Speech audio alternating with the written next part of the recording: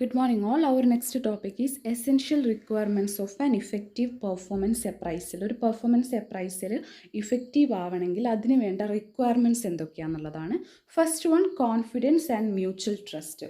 അതായത് റിവ്യൂ ചെയ്യുന്ന ആളും റേറ്റ് ചെയ്യപ്പെടുന്ന ആളും റേറ്റേഴ്സും റേറ്റിയും അവർക്കൊരു കോൺഫിഡൻസും മ്യൂച്വൽ ട്രസ്റ്റും ഉണ്ടാവും. ഒരാളെ വിശ്വസിക്കാത്ത ഇവർ നമ്മളെപ്പറ്റി മോശം റിപ്പോർട്ട് കൊടുക്കാൻ വന്നതാണ്, അങ്ങനത്തെ ഒരു ധാരണയൊന്നും ഉണ്ടാവാൻ പാടില്ല. ഒരു മ്യൂച്വൽ ട്രസ്റ്റ് വേണം, എങ്കിൽ മാത്രമേ ആ ഒരു പ്രോസസ്സ് സക്സസ്ഫുൾ ആവുള്ളൂ.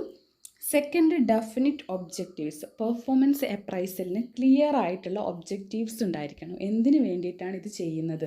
ഒരാളുടെ പെർഫോമൻസ് അപ്രൈസ് ചെയ്തിട്ട് പ്രമോഷൻ പരിഗണിക്കാനാണോ, അല്ലെങ്കിൽ അയാളുടെ ജോലിയിൽ മാറ്റം വരുത്താനാണോ, അങ്ങനെ എന്താണെങ്കിലും ഒരു ഡെഫിനിറ്റ് ആയിട്ടുള്ള ഒബ്ജക്റ്റീവ്സ് ഉണ്ടായിരിക്കണം. Third, well defined performance standards. ഒരാളുടെ പെർഫോമൻസ് അപ്രൈസ് ചെയ്യുമ്പോൾ അത് അപ്രൈസ് ചെയ്യാൻ വേണ്ടിയിട്ട് അവിടെ ഒരു വെൽ ഡിഫൈൻഡ് ആയിട്ടുള്ള പെർഫോമൻസ് സ്റ്റാൻഡേർഡ്സ് ഉണ്ടാവും, അല്ലേ? സ്റ്റാൻഡേർഡ്സ് ഉണ്ടെങ്കിൽ എന്താണ്, റേറ്റർക്ക് എന്ത് ചെയ്യാം, സ്റ്റാൻഡേർഡിൽ കുറവാണ് അല്ലെങ്കിൽ സ്റ്റാൻഡേർഡിൽ കൂടുതലാണെന്ന് പറയാം. അങ്ങനെ സ്റ്റാൻഡേർഡ് ഉള്ളപ്പോൾ ആണ് ബയാസിനും പാർഷ്യാലിറ്റിക്കും ഒക്കെ ചാൻസസ് കുറവാണ്. അപ്പോൾ എപ്പോഴും പെർഫോമൻസിന് സ്റ്റാൻഡേർഡ്സ് സെറ്റ് ചെയ്തിരിക്കണം. ഫോർത്ത് വണ്ണാണ് ട്രെയിനിങ്. ട്രെയിനിങ് എന്ന് പറയുമ്പോൾ ഒരു എംപ്ലോയീനെ റേറ്റ് ചെയ്യുമ്പോൾ ആ എംപ്ലോയിനേക്കാൾ കൂടുതൽ ആ റേറ്റർക്കാണ്, ആരാണോ റേറ്റിംഗ് ക്യാരി ഔട്ട് ചെയ്യുന്നത് അയാൾക്കാണ് എന്ത് കൊടുക്കേണ്ടത്, ട്രെയിനിങ്. കാരണം പ്രോപ്പർ ട്രെയിനിങ് കൊടുത്ത് ഇതെങ്ങനെ ചെയ്യണമെന്ന് കറക്റ്റായിട്ട് മനസ്സിലാക്കിയാൽ മാത്രമേ കറക്റ്റ് റിസൾട്ട് കിട്ടുള്ളൂ, അല്ലെങ്കിൽ റേറ്റിംഗ് തെറ്റിപ്പോവാനുള്ള ചാൻസ് ഉണ്ട്. അതുകൊണ്ട് proper training should be provided to appraisers.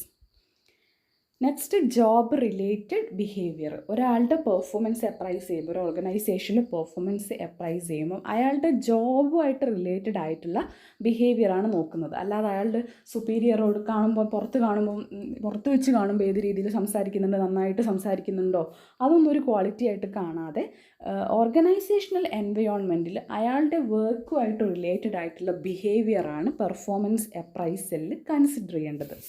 Next ആണ് documentation. Proper documentation of appraisal should be done.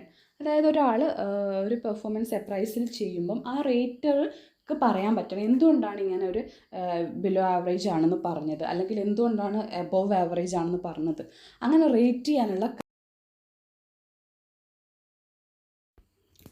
Reason പറയാൻ പറ്റണം, അല്ലെങ്കിൽ പ്രൂഫ് പ്രൊഡ്യൂസ് ചെയ്യാൻ പറ്റണം. ഇന്ന കാരണങ്ങളായിരുന്നു, അല്ലെങ്കിൽ ഇന്ന റീസൺസ് കൊണ്ടിട്ടാണ് അങ്ങനെ ചെയ്തതെന്നുള്ള രീതിയിൽ പ്രൂഫായിട്ട് പറയാൻ പറ്റണം. നെക്സ്റ്റ് ആണ് ഫീഡ്ബാക്ക് ആൻഡ് പാർട്ടിസിപ്പേഷൻ. ഇങ്ങനൊരു പെർഫോമൻസ് അപ്രൈസൽ കഴിഞ്ഞാൽ അതിൻ്റെ റിസൾട്ട് എന്താണെന്നുള്ളത് ആ ഒരു എംപ്ലോയി ആയിട്ട് കമ്മ്യൂണിക്കേറ്റ് ചെയ്യണം. എങ്കിൽ മാത്രമേ എന്ത് ചെയ്യാൻ പറ്റുള്ളൂ, അവർക്ക് ഫ്യൂച്ചറിൽ അത് ഇമ്പ്രൂവ് ചെയ്യാനുള്ള അവസരം കിട്ടുള്ളൂ. അപ്പോൾ അതാണ് ഇവിടെ ഫീഡ്ബാക്ക് ആൻഡ് പാർട്ടിസിപ്പേഷൻ. അത് രണ്ട് പേരുടെയും, റേറ്ററുടെയും റേറ്റിയുടെയും അല്ലെങ്കിൽ എംപ്ലോയിയുടെയും ആരാണോ പെർഫോമൻസ് അപ്രൈസിൽ ക്യാരി ഔട്ട് ചെയ്യുന്നത് രണ്ട് പേരുടെയും പാർട്ടിസിപ്പേഷനോട് കൂടി ഒരു ഫീഡ്ബാക്ക് സിസ്റ്റം കൂടെ വർക്ക് ചെയ്യണം. Next is size of organization. The size, number of employees, organizational setup, etc.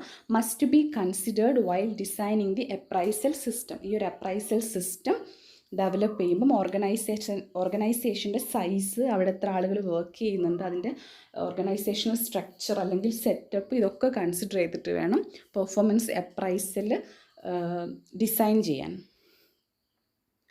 Next ആണ് post appraisal review. After appraisal the റേറ്റർ should conduct an interview with employees. It will help to supply feedback to know the environmental difficulties faced by workers and their training needs. അപ്പോൾ നമ്മൾ feedback and പാർട്ടിസിപ്പേഷനിൽ എന്ത് പറഞ്ഞിട്ടുണ്ടായിരുന്നു, അല്ലേ? പിന്നെ അവർക്ക് എന്തൊക്കെയാണ് performance അപ്രൈസിൽ നിന്ന് കണ്ടെത്തിയത് കമ്മ്യൂണിക്കേറ്റ് ചെയ്യണം. അതിൻ്റെ ഒരു എക്സ്റ്റൻഷൻ തന്നെയാണ് പോസ്റ്റ് അപ്രൈസൽ റിവ്യൂ. ഇവിടെ ഫോക്കസ് ചെയ്യുന്നത് എംപ്ലോയീസിന് അവരുടെ ഭാഗം പറയാനുണ്ടാവും, അല്ലേ? അവർക്ക് എന്താ പറയാനുണ്ടാവുക, ഇന്ന ഡിഫിക്കൽട്ടീസ് ഞങ്ങൾക്ക് ഉണ്ട്, ഈ വർക്ക് അറ്റ്മോസ്ഫിയറിൽ ഇഷ്യൂ ഉള്ളതുകൊണ്ടാണ് ഞങ്ങൾക്ക് ഇങ്ങനെ പറ്റുന്നത്, ആ രീതിയിൽ, അല്ലെങ്കിൽ ഈ ഒരു ഏരിയയിൽ ട്രെയിനിങ് തന്നാൽ നന്നായിരിക്കും, അവരുടെ ആസ്പെക്റ്റും കൂടെ കേൾക്കാനുള്ള ഒരു സെക്ഷനാണ് പോസ്റ്റ് അപ്രൈസൽ റിവ്യൂ. ലാസ്റ്റ് ആണ് review and appeal. A review committee should be formed to review the situation. ഈ പെർഫോമൻസ് അപ്രൈസിൽ നമുക്ക് കുറേ കാര്യങ്ങൾ മനസ്സിലാവും. അപ്പോൾ അതൊക്കെ എന്താണെന്നൊന്നും കൂടെ ഡീറ്റെയിൽഡ് ആയിട്ട് പഠിക്കാൻ വേണ്ടിയിട്ടൊരു റിവ്യൂ കമ്മിറ്റി ഫോം ചെയ്യണം. അപ്പോൾ ഇത്രയാണ് essential requirements of A performance appraisal. Performance appraisal effective ആവണമെങ്കിൽ അതിന് വേണ്ട എസെൻഷ്യൽ റിക്വയർമെൻറ്റ്സ് ആണ് ഇത്രയും കാര്യങ്ങൾ. സോ നമ്മൾ എസെൻഷ്യൽ റിക്വയർമെൻറ്റ്സ് പറഞ്ഞു. നെക്സ്റ്റ് നമുക്ക് പറയാനുള്ളത് limitations of performance appraisal. Performance അപ്രൈസലിന് വരാൻ ചാൻസസ് ഉള്ള ലിമിറ്റേഷൻസ് എന്തൊക്കെയാണെന്നുള്ളതാണ്. First one, inconsistent ratings. അതായത് ഒരു സെയിം എംപ്ലോയിനെ തന്നെ ഡിഫറെൻറ്റ് സൂപ്പർവൈസേഴ്സ് അപ്രൈസ് ചെയ്യുമ്പോൾ കിട്ടുന്ന റിസൾട്ട് ഡിഫറെൻ്റ് ആയിരിക്കും, ഇൻകൺസിസ്റ്റൻ്റ് ആയിരിക്കും. കാരണം ഓരോരുത്തരുടെ രീതികളും ഓരോരുത്തർ കാര്യങ്ങളെ നോക്കിക്കാണുന്ന ആ ഒരു പെർസ്പെക്റ്റീവിലുള്ള മാറ്റത്തിനൊക്കെ അനുസരിച്ചിട്ട് റേറ്റിങ്ങിലും മാറ്റം വരും. അപ്പോൾ റേറ്റിങ്ങിൻ്റെ റിസൾട്ട് ഇൻകൺസിസ്റ്റൻ്റ് ആവാനുള്ള ചാൻസ് ഉണ്ട്. സെക്കൻഡാണ് ഹാലോ ഇഫക്റ്റ്. ഹാലോ ഇഫക്റ്റ് എന്ന് പറഞ്ഞാൽ ഒരാൾക്ക് ഒരു ട്രാറ്റ് നല്ലതാവുമ്പം ബാക്കിയൊക്കെ അങ്ങനെ തന്നെ ആയിരിക്കും എന്ന് അസ്യൂം ചെയ്യുന്ന ഒരു സിറ്റുവേഷനാണ് ഹാലോ എഫക്റ്റ്.